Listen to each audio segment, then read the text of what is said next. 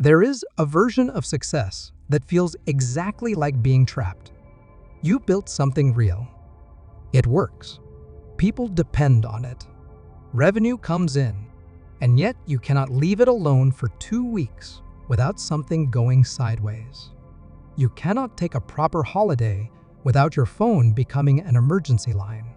You cannot hand something off without checking it 3 times before it goes out. The business is successful and you are its prisoner. I know that version of success because I lived in it. And the thing that made it so hard to escape was that from the outside, it looked fine. The numbers were good. The clients were happy. There was nothing obviously broken. The trap was invisible because it was structural, not operational. What I had built was a system with me as the load-bearing wall. Every decision routed through me. Every problem landed on me. Every quality check required my judgment. The system was not broken. It was just built in a way that made my absence catastrophic. And I had confused that with being indispensable when what I actually was irreplaceable in a way that was quietly destroying my ability to think clearly about anything. The difference between indispensable and trapped is important. Indispensable means the system values what you bring. Trapped means the system cannot function without you being physically present in it at all times. The first is a compliment. The second is a structural failure. Most founders confuse presence with control. They stay involved in everything because involvement feels like the guarantee that things will be done right. But there is a structural failure hidden inside that logic. A system that requires your constant presence to maintain quality has not been built for quality. It has been built for your supervision. Those are not the same thing. One scales, the other does not. The path out is not delegation in the conventional sense. Most advice about stepping back focuses on handing tasks to other people. But tasks are not the problem. Judgment is. Founders who delegate tasks but retain all judgment have not stepped back at all. They have just given someone else the physical work while keeping the cognitive load entirely for themselves. Real stepping back means transferring judgment into the system itself, building processes that make good decisions without requiring you to make them personally, documenting the standards clearly enough that someone else can apply them, creating feedback loops that surface problems early enough that they can be handled without escalating to you. The goal is not to remove yourself from the business.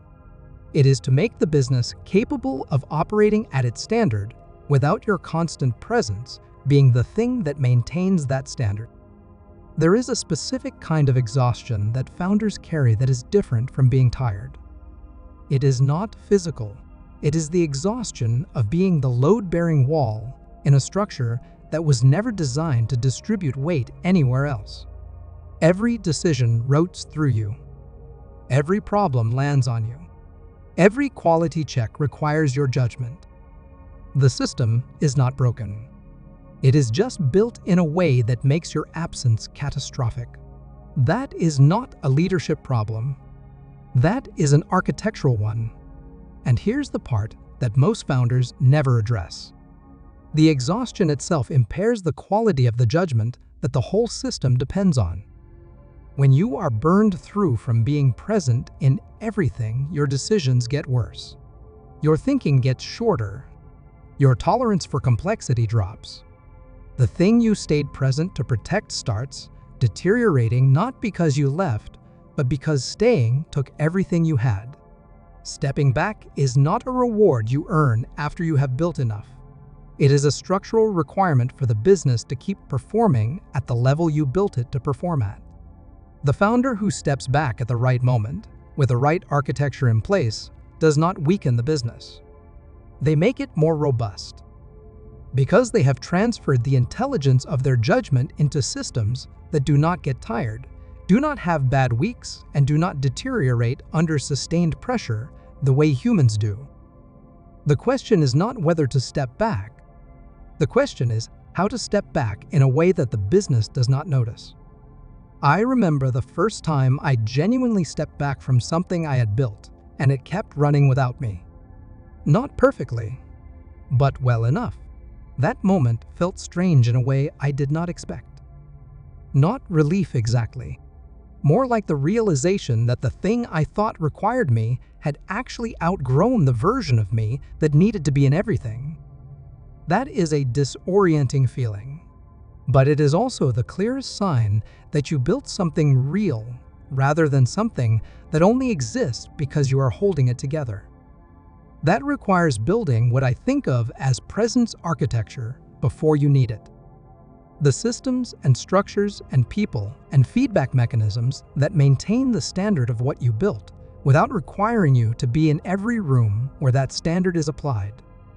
Most founders never build this because they are too busy being present to design the alternative. The irony is that the thing keeping you from stepping back is the same thing that makes stepping back feel impossible. You are so consumed by being the load-bearing wall that you have no capacity left to design the distribution system that would let you step away from that role. The way through is deliberate, and it is incremental. You do not step back all at once. You identify one area where your judgment can be transferred into a process. You build that process. You test it. You validate that it holds the standard without you, and then you move to the next area.